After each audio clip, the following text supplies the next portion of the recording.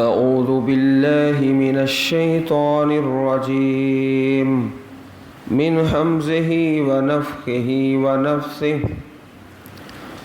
وَلَقَدْ عَلِمْتُمُ الَّذِينَ اعْتَدَوْا مِنْكُمْ فِي السَّبْتِ فَقُلْنَا لَهُمْ كُونُوا قِرَدَةً خَاسِعِينَ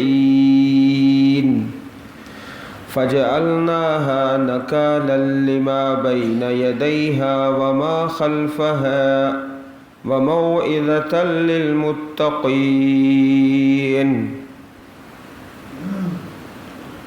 وَلَقَدْ اور البتہ تحقیق اور بے شک تم نے جان لیا، تمہارے علم میں ہے، الذین اعتدوا وہ لوگ جنہوں نے زیادتی کی تم سے فی السبت ہفتے کے دن میں، فقلنا پس ہم نے کہا ان کے لیے کونوا ہو جاؤ، قردۃً بندر، خاسئین ذلیل و رسوا، فجعلناہا ہم نے بنایا اس واقعے کو نکالاً عبرت، لما بین یدیہا اس کے لیے جو اس سے پہلے ہے یعنی اس دور کے لوگ، وما خلفہا جو اس کے بعد ہے، وموعظۃ للمتقین اور واعظ ہے پرہیزگاروں کے لیے۔ ان دو آیات کریمات میں مختصر طور پر اصحاب سبت کا واقعہ بیان کیا گیا ہے۔ تفصیلی طور پر یہی واقعہ سورۃ الاعراف میں آئے گا۔ سورۃ الاعراف میں یہاں جو لفظ ہے علمتم، تم نے جان لیا، تمہیں معلوم ہے، تم مخاطب کا صیغہ ہے۔ وہ یہود جو پیارے رسول صلی اللہ علیہ وسلم کی زندگی مبارک میں موجود تھے، ان کو کہا جا رہا ہے کہ تم جانتے ہو۔ یہ واقعہ جو تھا یہودی چھپا کر رکھتے تھے، اس کو ظاہر نہیں کرتے تھے۔ تو جب نبی کریم صلی اللہ علیہ وسلم نے ان کے سامنے اس واقعے کا تذکرہ فرمایا تو مزید ایک شہادت اور گواہی مل گئی کہ محمد رسول اللہ صلی اللہ علیہ وسلم اللہ پاک کے سچے رسول ہیں، سوائے اللہ کی وحی کے اور کوئی ذریعہ ہی نہیں تھا، کوئی وسیلہ ہی نہیں تھا کہ آپ کو اس واقعے کا علم ہو جاتا۔ یہودی لوگ تو اس کو جانتے تھے لیکن وہ ظاہر نہیں کرتے تھے، چھپا کر رکھتے تھے۔ تو اس واقعے کے اندر بھی پیارے رسول صلی اللہ علیہ وسلم کی عظمت اور صداقت اور شہادت اور گواہی موجود ہے۔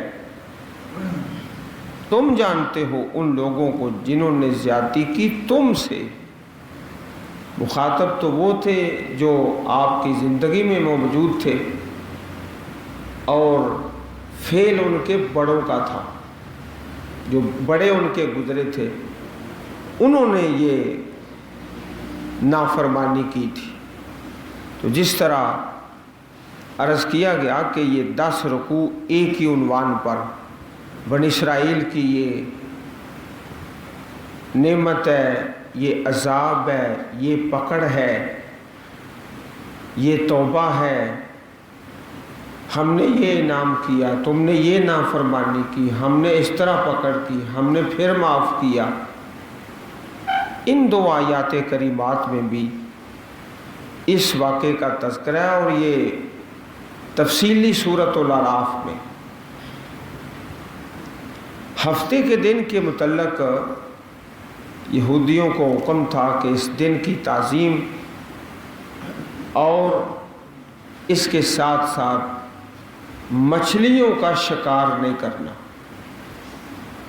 اللہ تعالیٰ کا حکم ایسا تھا، آزمائش تھی کہ باقی 6 دنوں میں ڈھونڈ ڈھونڈ کر کوئی مچھلی نہیں ملتی تھی، تلاش کر کر کے محنت کر کر کے کوئی تھوڑا بہت شکار حاصل ہوتا، لیکن ہفتے کے دن وہ سینہ تان کے پانی کے اوپر پھرتی تھی، بالکل شرعاً ظاہر واضح۔ تو اس واقعے میں اصل درس یہ تھا کہ جو حلال ہوتا ہے نا، حلال رزق محنت سے اور مشقت سے ملتا ہے اور تھوڑا ملتا ہے۔ 6 دن میں بڑی مشکل سے اور بڑی محنت سے کو تھوڑا بہت شکار ملتا ہے، اور جس دن منع ہے اس دن سامنے پھر رہی ہے مچھلی، جتنی چاہے پکڑ لو، شکار کر لو۔ حرام جو ہے وہ آسانی سے اور زیادہ مل جاتا ہے، حلال بڑی محنت سے اور تھوڑا ملتا ہے۔ یہ اصل درس تھا۔ تو ہفتے کے دن کی تعظیم کا حکم، لیکن نافرمانی کیجیے، اور اس کے ساتھ ساتھ بہانے اور ہیلے کس طرح کہ انہوں نے جو سمندر ہے، دریا ہے، اس کے کنارے پر گڑھے کھود لیے تاکہ 6 دن میں جو مچھلیاں ہمیں ملتی نہیں ہیں، ہفتے کے دن ویسے شکار من ہے، تو یہ گڑھے کھود لیے ہیں، ہفتے کے دن مچھلیاں آئیں گی، ان میں قابو آ جائیں گی، اگلے دن شکار کر لیں گے، پکڑ اگلے دن لیں گے۔ یہ ہیلا بنا لیا۔ حضرت امام بخاری رحمہ اللہ، انہوں نے اپنی کتاب صحیح بخاری شریف میں ایک باب قائم کیا ہے، اس کا نام ہے کتاب الحیل۔ ہیلے بازی شریعت میں جائز نہیں، ہیلے کر کے، ہیلے بنا کے اللہ تعالیٰ کے حکموں کی نافرمانی، یہ بنی اسرائیل کا فعل تھا اور یہودیوں کا یہ کام تھا۔ چلو ہفتے کے دن گھڑے کھود لیتے ہیں، شکار نہیں کرتے، شکار اگلے دن کر لیں گے۔ اللہ پاک نے پھر ان کی پکڑ فرمائی، فَقُلْنَا لَهُمْ كُونُوا قِرَدَةً خَاسِئِينَ، ہم نے کہا ان کے لیے ہو جاؤ بندر رسوا، بندر بنا دیے گئے، مسخ کر دیے گئے۔ اب صحیح مسلم شریف میں حدیث ہے کہ جس قوم کو مسخ کیا جاتا ہے 3 دن کے بعد وہ مر جاتے ہیں، 3 دن کے بعد وہ سب مر جاتے ہیں۔ یہ جو بندر اب زمین پر چلتے پھرتے، یہ اللہ تعالیٰ کی الگ ایک مخلوق ہے۔ جو انسانوں کو بندر بنایا گیا 3 دن کے بعد سب مر گیا، اور یہ قانون الہی ہے۔ اس قوم کے 3 گروہ بن گئے، ایک شکار کرنے والا، دوسرا منع کرنے والا، اور تیسرا خاموشی اختیار کرنے والا۔ تو تفصیلی بیان اس کا سورۃ الاعراف میں ہے۔ حضرت مولانا عبد الرحمن کیلانی رحمہ اللہ مفسر قرآن، انہوں نے اپنی تفسیر میں لکھا ہے، سورۃ البقرہ کی تفسیر میں بھی اور سورۃ الاعراف کی تفسیر میں بھی، کہ یہ واقعہ حضرت داؤد علیہ السلام کے زمانے کا، یہ جو مچھلی کا واقعہ ہے نا، تفسیر جو تفسیر القرآن ہے، اس میں 2 مرتبہ سورۃ البقرہ میں بھی اور سورۃ الاعراف میں بھی کہ یہ واقعہ حضرت داؤد علیہ السلام کے دور کا ہے۔ فَجَعَلْنَاهَا، ہم نے بنا دیا اس واقعے کو عبرت پہلوں کے لیے، پچھلوں کے لیے، اور واعظ للمتقین، پرہیزگاروں کے لیے۔ واعظ اس نصیحت کو کہتے ہیں جس سے دل نرم ہوتا ہے اور دلوں پہ اثر ہوتا ہے، اس کو کہتے ہیں واعظ۔ واعظ پرہیزگاروں کے لیے۔ یہاں تک تو 2 آیات کریمات میں یہ واقعہ مکمل ہوا۔ آگے ایک نیا واقعہ شروع ہوتا ہے جو پوری تفصیل کے ساتھ ہے، وہ ہے گائے کو ذبح کرنے کا واقعہ۔ گائے کو ذبح کرنے کا حکم دیا۔ ایک تو بات یہ یاد رکھیں کہ یہاں لفظ آیا ہے بقرۃ، बकरतन, बकरतन में जो ता है ना, इसको अरबी ग्रामर में कहा जाता है ताए वहदत, एक, बकरतन एक, इस ता का माना होता है एक। इसका तज़कीर व तानीस यानी मुज़क्कर मुअन्नस के साथ कोई वास्ता नहीं होता। जैसे नमलतुन और नमलुन और तमरतुन और तमरुन, तमरतुन एक खजूर और तमरुन जिनस। तो यहाँ पर जो ता है बकरतन में, ये ता वहदत एक की, वो मुज़क्कर मुअन्नस वाली ता नहीं। चुनांचे ये भी मुमकिन है कि गाय के ज़बह करने का हुक्म, और ये भी मुमकिन है कि बैल के ज़बह करने का, बैल, क्योंकि ये ता मुअन्नस की नहीं। अब ये सवाल बड़ा काबिल तवज्जो है कि गाय के ज़बह करने का हुक्म क्यों दिया गया। असल जो सबक है इस किस्सा में वो शिरक के ऊपर ज़रबे कारी है। हदीस में है प्यारे रसूल सल्लल्लाहु अलैहि वसल्लम ने हज़रत अली को भेजा रज़ी अल्लाह ताला अन्हु कि जाओ जो बुलंद कब्र है उसको हमवार कर दिया जाए। तस्वीरें, तमासील, उनको मिटाया जाए। बुत परस्ती की जो शक्ल है उसको ख़त्म किया जाए। यहाँ जो लोग थे गाय की पूजा करते थे, जिस तरह कुरान पाक में मौजूद है, पूजा करते थे। अल्लाह पाक ने हुक्म दे दिया इसको ज़बह करो। भाई बाकी भी तो जानवर थे ना, बाकी नहीं हुक्म दिया। गाय का ज़बह करने का मकसद ये था कि इनके दिलों से शिरक की जड़ को उखाड़ फेंका जाए। गाय की पूजा करते, परस्तश करते, गाय को ज़बह किया जाए। जिस तरह हज़रत अली रज़ी अल्लाह ताला अन्हु की हदीस में इसी तरह बयान है। वइज़ क़ाल मूसा लिक़ौमिही इन्नल्लाह यअमुरुकुम अन तज़बहू बक़रा क़ालू अतत्तख़िज़ुना हुज़ुवा क़ाल अऊज़ु बिल्लाहि अन अकून मिनल जाहिलीन। और जब कहा मूसा अलैहिस्सलाम ने अपनी कौम के लिए, बेशक अल्लाह ताला तुम्हें हुक्म देता है कि तुम ज़बह करो गाय। क़ालू, उन्होंने कहा तत्तख़िज़ुना हुज़ुवा, क्या तू पकड़ता है हमसे मज़ाक। क़ाला, फरमाया जनाब मूसा अलैहिस्सलातु वस्सलाम ने, आऊज़ु बिल्लाह, मैं पनाह पकड़ता हूँ अल्लाह की, अन अकून मिनल जाहिलीन, के जाहिलों से। मजाक करना तो जाहिलों का काम है। मैं अल्लाह का नबी हूँ और नबियों का शान और अखलाक तो बहुत बुलंद होता है ना, तो कैसी तुमने बात की है। मजाक करना तो नबूवत की शयान के मुनाफी।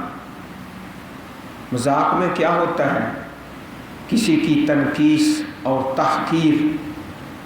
असल ये लफ्ज़ निकला है ज़ाका यज़ूक़ु, चखना, मजाक चखना, किसी की इज्जत को चखना, उस पर तनकीस और तहकीर करना, ये मजाक है। अल्लाह के प्यारे नबी सल्लल्लाहु अलैहि वसल्लम मिज़ाह फरमाया करते थे। मीम ज़ा अलिफ हा, मिज़ाह, खुशतबी।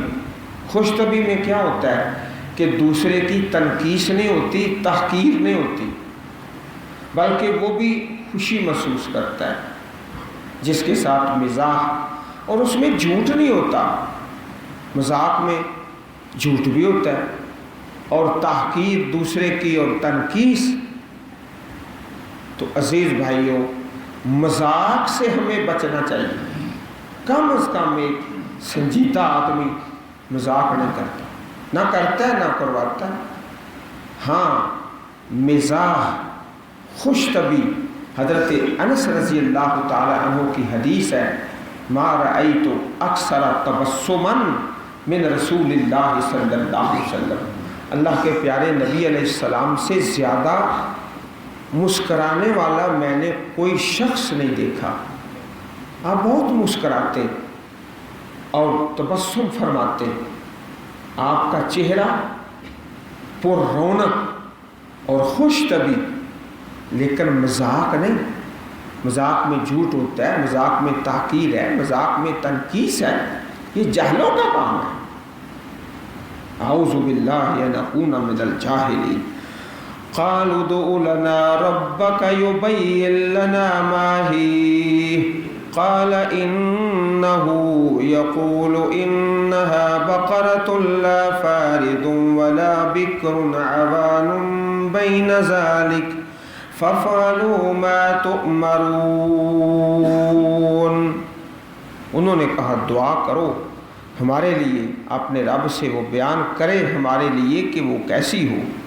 قالا کہا بے شک وہ فرماتا ہے، بے شک وہ گائے لا فارزن نہ تو بوڑھی ہو، بلا بکر اور نہ وہ بچی ہو چھوٹی عمر کی، اوان جوان ہو، بین ذالک اس کے درمیان، بچپن اور بڑھاپے کے درمیان، ففعلوا پس تم کرو ما تؤمرون جو تم حکم دیے جاتے ہو۔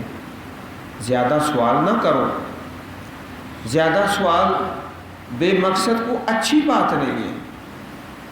جس طرح کئی بار عرض کیا ہے کہ سوال وہ کریں جس کی ضرورت ہے، جس کی ضرورت نہیں، جو واقعہ پیش نہیں آیا، خام خواہ اس کا سوال کرنا شریعت نے اس کو پسند نہیں کیا۔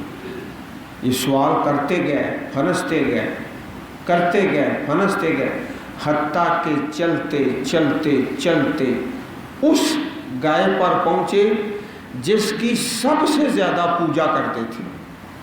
اب ذبح کرنا مشکل ہو گیا، جس گائے کے ذبح کرنے کے انجام پر پہنچے نا، سب سے زیادہ پرستش اسی قسم کی ہوتی تھی۔ قالوا ادع لنا ربك يبين لنا ما لونها، کہا انہوں نے دعا کرو ہمارے لیے اپنے رب سے بیان کرے اس کا رنگ کیسا ہو۔ قال انه يقول انها بقرة صفراء فاقع لونها تسر الناظرین۔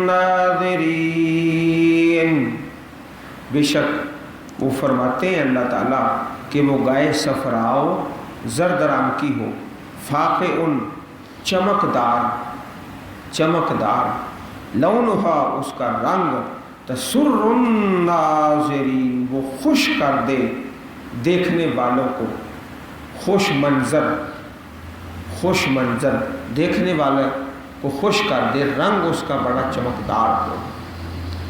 پھر سوال کر دیا، قالوا ادع لنا ربك يبين لنا ما هي، کہا انہوں نے تم دعا کرو ہمارے لیے اپنے پروردگار سے وہ بیان کرے کہ وہ کیسی ہو۔ ان البقرہ تشابہ علینا، بے شک وہ گائے ہم پر مشابہ ہو گئی ہے۔ دیکھو یہاں البقرہ، البقرہ تا نہیں آیا، البقرہ، بے شک وہ گائے ہم پر مشابہ ہو گئی۔ وَإِنَّا إِن شَاءَ اللَّهُ لَمُهْتَدُونَ، اور بے شک اگر اللہ نے چاہا تو ہم ضرور ہدایت پا جائیں گے۔ قال إِنَّهُ يَقُولُ إِنَّهَا بَقَرَةٌ لَا ذَلُولٌ تُثِيرُ الْأَرْضَ وَلَا تَسْقِي الْحَرْثَ مُسَلَّمَةٌ لَا شِيَةَ فِيهَا قَالُوا الْآنَ جِئْتَ بِالْحَقِّ فَذَبَحُوهَا وَمَا كَادُوا يَفْعَلُونَ۔ انہوں نے کہا دعا کرو ہمارے لیے اپنے رب سے وہ بیان کرے کہ وہ کیسی ہو، بے شک گائے ہم پر مشابہ ہو گئی ہے، اور بے شک ہم انشاءاللہ اگر اللہ نے چاہا انشاءاللہ کہہ دیا، اللہ تعالیٰ کا نام لے لیا۔ تو جب اللہ پاک کا نام لیا نا تو پھر ان کو عمل کی توفیق مل گئی۔ اللہ پاک کا جب نام لیا، وَلَا تَقُولَنَّ لِشَيْءٍ إِنِّي فَاعِلٌ ذَلِكَ غَدًا إِلَّا أَن يَشَاءَ اللَّهُ، یہ نہ کہو کہ میں کل فلانا کام کروں گا، مگر اس کے ساتھ یہ کہو انشاءاللہ، اللہ پاک کا نام لے آؤ تاکہ توفیق مل جائے، توفیق مل جائے، آسانی ہو جائے۔ اللہ پاک کے نام میں بڑی آسانیاں، انشاءاللہ کہا تو پھر کچھ آسانی ہو گئی اور توفیق مل گئی۔ قال انہو، کہا حضرت موسیٰ نے علیہ السلام، بے شک وہ، اللہ پاک فرماتے ہیں انہا بقرۃ، گائے، لا ذلول، نہ وہ استعمال کی گئی ہو، استعمال نہ اس کو جوتا گیا ہو، تثیر الارض، زمین میں ہل چلانے کے لیے، نہ تو وہ زمین میں ہل چلاتی ہو، ولا تسقی الحرث، اور نہ کھیتی کو پانی پلاتی ہو، الحرث کھیتی۔ تو یہ جو کام ہے نا، ہل چلانا اور پانی نکالنا، یہ عام طور پر بیل سے لیا جاتا ہے، بیل سے۔ عام طور پر گائے اس کام کے لیے استعمال نہیں ہوتی۔ تو ایک تو جیسے عرض کیا گیا کہ وہ ایک جنس کا ہی حکم تھا، چاہے تو بیل ذبح کر دیں چاہے گائے ذبح کر دیں، ایسے کاموں کے لیے عام طور پر بیل ہی استعمال ہوتا ہے۔ اور دوسرا کہ شاید جس دور کا اور جس ملک کا، مصر کا یہ واقعہ ہے، اس میں گائے کو بھی اس کام کے لیے استعمال کیا جاتا ہے، دونوں احتمال ہیں۔ قالوا الآن جئت بالحق مسلمۃ، وہ صحیح سالم ہو، اس میں کوئی لا شیۃ فیہا، کوئی داغ نہ ہو۔ انہوں نے کہا اب تم لائے ہو حق کو، فذبحوہا، انہوں نے ذبح کر دیا اس کو، وما کادوا یفعلون، اور نہیں تھے قریب کہ وہ کرتے، کرنے کے قریب نہیں تھے، کرنا نہیں چاہتے تھے، اس قدر سوال کیے اور ہیلے اور بہانے، لیکن آخر وہ کرنے پر مجبور ہو گیا اور بے بس ہو گیا۔ جب ہر سوال کے جواب مل گئے تو چلتے چلتے اس جگہ پر پہنچ گئے، ایسی قسم سامنے آئی کہ جس کی سب سے زیادہ پوجا کی جاتی تھی۔ اصل اس واقعے میں مقصد کہ شرک کی جڑ کو کاٹنا، اور بھی حکمتیں ہیں اور تقاضے، جس طرح اگلی آیت میں اس کے ایک حکمت کا تذکرہ ہے کہ ایک آدمی قتل ہو گیا، قاتل کا پتہ نہیں چلتا، تو اللہ پاک نے فرمایا کہ اسی جو مذبوحہ گائے ہے ایک حصہ لے کر اس مقتول کو مارو، مقتول کو، وہ زندہ ہوتا ہے اور تمہیں بتاتا ہے کہ میرا قاتل فلاں ہے۔ ایک یہ بھی حکمت ظاہر ہو گئی، سامنے آ گئی کہ قاتل کا پتہ نہیں چلتا۔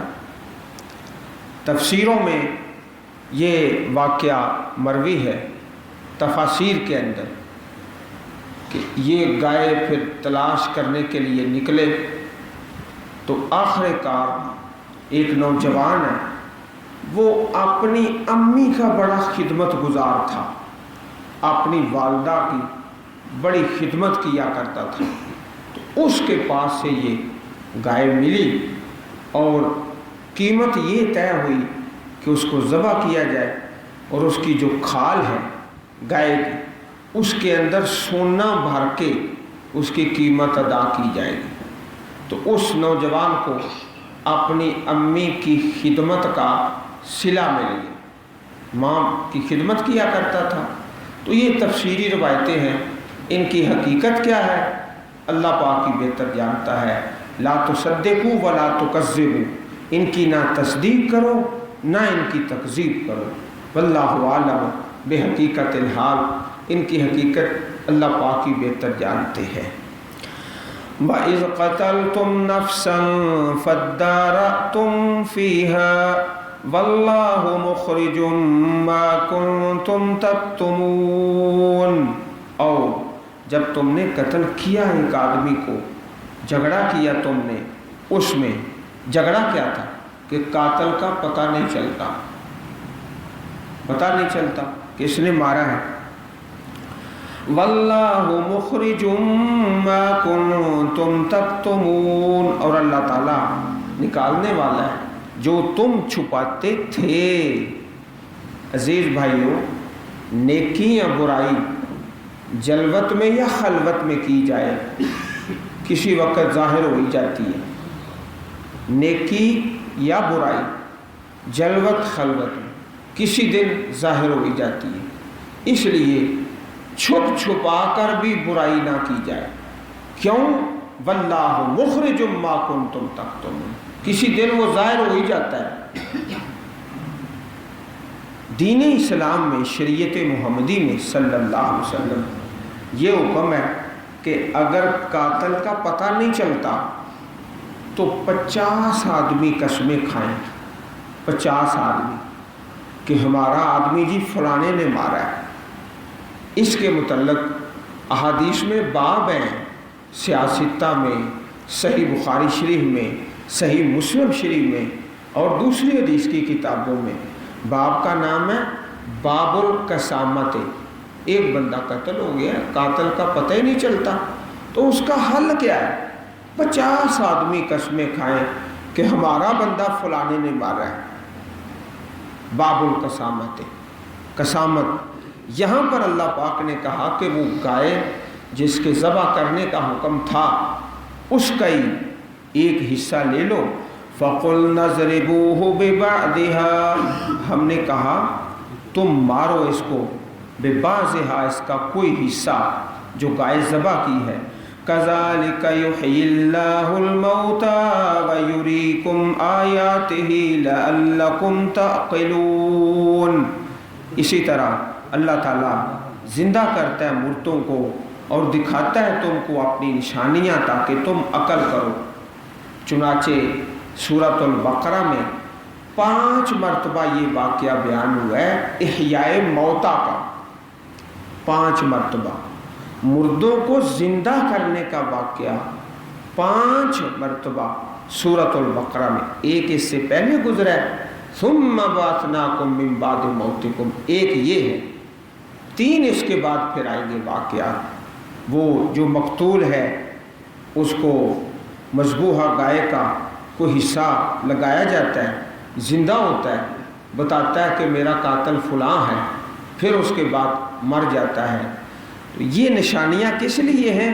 تاکہ تم سمجھو، عقل کرو کہ اللہ رب العزت جو اس مردے کو زندہ کرنے پر قادر ہے وہ ساری کائنات کو زندہ کرنے پر قادر ہے مرنے کے بعد۔ ثم قست قلوبكم من بعد ذلك فهي كالحجارة أو أشد قسوة، پھر سخت ہو گئے تمہارے دل، من بعد ذلك، اس کے بعد، فهي كالحجارة، پس وہ پتھر کی طرح ہے، او اشد قسوہ، یا اس سے بھی زیادہ سخت۔ وَإِنَّ مِنَ الْحِجَارَةِ لَمَا يَتَفَجَّرُ مِنْهُ الْأَنْهَارُ، اور بے شک پتھروں سے کچھ ایسے ہیں جن سے نہریں نکلتی ہیں۔ وَإِنَّ مِنْهَا لَمَا يَشَّقَّقُ فَيَخْرُجُ مِنْهُ الْمَاءُ، اور بے شک کچھ پتھر ایسے ہیں جو پھٹ پڑتے ہیں اور ان سے پانی نکلتا ہے۔ وَإِنَّ مِنْهَا لَمَا يَهْبِطُ مِنْ خَشْيَةِ اللَّهِ، اور بے شک ان میں سے کچھ ایسے ہیں جو اللہ کے ڈر سے گر پڑتے ہیں۔ وَمَا اللَّهُ بِغَافِلٍ عَمَّا تَعْمَلُونَ، اللہ تعالیٰ بے خبر نہیں ہے جو تم کرتے ہو۔ دل کی سختی سے پناہ مانگیں، یا مقلب القلوب ثبت قلبی علی دینک۔ اسی طرح قرآن پاک میں ربنا لا تزغ قلوبنا بعد اذ ہدیتنا، یا اللہ ہمارے دلوں کو ہدایت کے بعد گمراہ نہ کرنا۔ اور کہیں یہ دعا ہے، اللہم طہر قلبی من النفاق وعملی من الریا، یا اللہ میرے دل کو منافقت سے پاک کر دے، میرے عمل کو دکھلاوے سے پاک کر دے۔ اللہ تعالی ہم سب کو قرآن پاک سمجھنے اور اس پر عمل کرنے کی توفیق عطا فرمائے، آمین یا رب العالمین۔